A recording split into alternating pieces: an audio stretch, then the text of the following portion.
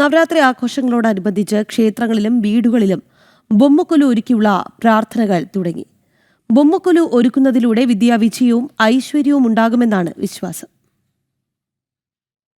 ധർമ്മം കാക്കും തായമ്മവളെ ദർശനം കണ്ടാൽ പോതും, കർമ്മവിനകളുമോടും സർവമംഗളം കൂടും. കേരളത്തിൽ വിവിധ ക്ഷേത്രങ്ങളിലും ബ്രാഹ്മണ സമൂഹ മഠങ്ങളിലും വീടുകളിലുമാണ് ബൊമ്മക്കൊലു ഒരുക്കുക. ദേവീദേവന്മാരുടെ കളിമണ്ണിൽ തീർത്ത മനോഹര രൂപങ്ങൾ വച്ചാണ് ബൊമ്മക്കൊലു ഒരുക്കുന്നത്. നിത്യജീവിതത്തിന്റെ പ്രതീകമായ മറ്റു രൂപങ്ങളും വയ്ക്കാം. പുതിയ കാലത്തെ കാർട്ടൂണുകൾ വരെ ഇപ്പോൾ ബൊമ്മക്കൊലുവിൽ സ്ഥാനം പിടിക്കാറുണ്ട്. രാമായണം, മഹാഭാരതം തുടങ്ങിയ പല ആശയങ്ങളിൽ ആസ്പദമാക്കിയ ബൊമ്മക്കൊലു സെറ്റുകളും സുലഭം. ഇപ്പോൾ കാലം മാറുന്നതനുസരിച്ച് ബൊമ്മക്കൊലു പല വ്യത്യാസങ്ങളായി. പണ്ടൊക്കെ മൺബൊമ്മയിലാണ് ബൊമ്മക്കൊലു വെച്ചിരുന്നത്. ഇപ്പോൾ ഒക്കെ മാർബിൾ ബൊമ്മകളായി. മാർബിൾ പൊടി, അതുപോലെ പ്ലാസ്റ്റർ ഓഫ് പാരീസ്, ഇങ്ങനത്തെ ബൊമ്മകളൊക്കെ ഇപ്പോൾ അവൈലബിൾ ആണ്.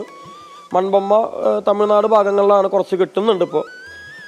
അതുപോലെ കാലത്തിനനുസരിച്ചുള്ള മാറ്റങ്ങളിൽ ട്രെൻഡിങ് ആയിട്ട് അല്ലെങ്കിൽ തീംഫുൾ ആയിട്ടുള്ള ബൊമ്മക്കൊലുകൾ നമ്മൾ കുറേ അധികം ചിന്തിച്ച് ചെയ്യുന്നുണ്ട്. വൈകുന്നേരങ്ങളിൽ പ്രാർത്ഥനയ്ക്ക് ശേഷം ബൊമ്മക്കൊലുവിന് നിവേദ്യം സമർപ്പിക്കലും പ്രസാദം നൽകലും പതിവാണ്.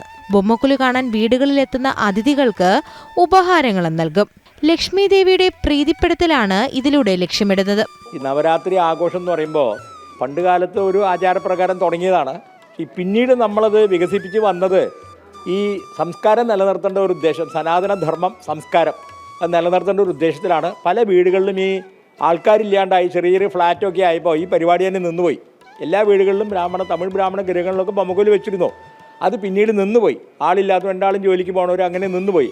ആ സംസ്കാരം വീണ്ടെടുക്കാൻ വേണ്ടി ബ്രാഹ്മണ സഭ 26 കൊല്ലം മുമ്പ് ആലോചിച്ച് കൊടുത്ത ബ്രാഹ്മണ സഭയുടെ പ്രവർത്തകരൊക്കെ കൂടി കുറേ ബൊമ്മകൾ പല സ്ഥലത്തുനിന്ന് വാങ്ങിച്ചുകൊണ്ടുവന്ന് ഇവിടെ വെച്ച് ഒരു ആഘോഷമാക്കി മാറ്റി. അപ്പോൾ ഈ വാങ്ങിക്കൊണ്ടുവരുന്ന ബൊമ്മകളിൽ ഇവിടെ വീട്ടുകാർക്ക് വിതരണം ചെയ്യും. ബൊമ്മ എന്നാൽ പാവയെന്നും കൊലു എന്നാൽ പടികൾ എന്നുമാണ് അർത്ഥം. 3, 5, 7, 9 എന്നിങ്ങനെ ഒറ്റയക്കത്തിലായിരിക്കും പടികളുടെ എണ്ണം. ആദ്യ 3 ദിവസങ്ങളിൽ ദുർഗയ്ക്കും, തുടർന്നുള്ള 3 ദിവസങ്ങളിൽ ലക്ഷ്മിക്കും, പിന്നീട് 3 ദിവസം സരസ്വതിക്കുമാണ് പൂജ ചെയ്യുന്നത്. ബൊമ്മക്കൊലു കാണാനെത്തുന്നവർക്ക് പ്രസാദവും സമ്മാനങ്ങളും നൽകും. ബൊമ്മക്കൊലു പൂജയിലൂടെ ദേവീ സാന്നിധ്യം ഉണ്ടാകുമെന്നും ഇത് ഐശ്വര്യം കൊണ്ടുവരുമെന്നുമാണ് വിശ്വാസം.